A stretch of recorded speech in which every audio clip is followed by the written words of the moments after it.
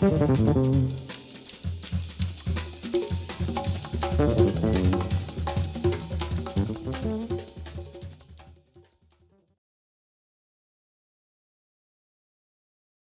first time I met Jaco, I went to see his band, the big band, Word of Mouth, I guess was the name of that band, in Chicago at a place called the Park West.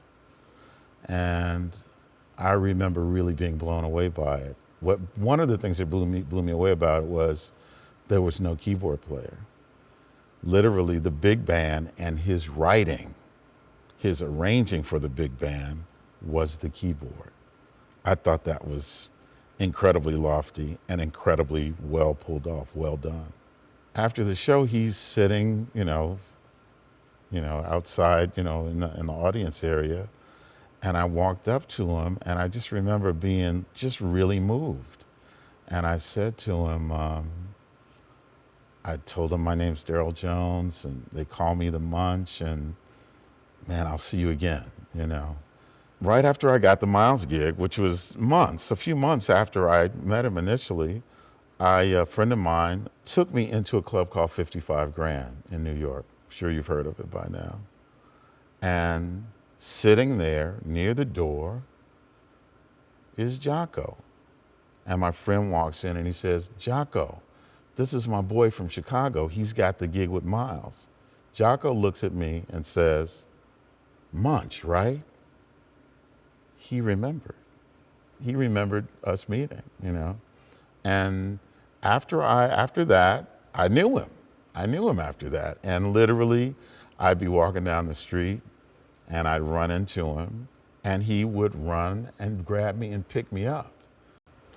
Wayne called me and told me that Jaco was in the hospital.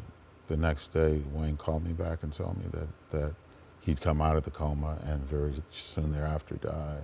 I think everybody really started going back and checking, just like I was saying earlier.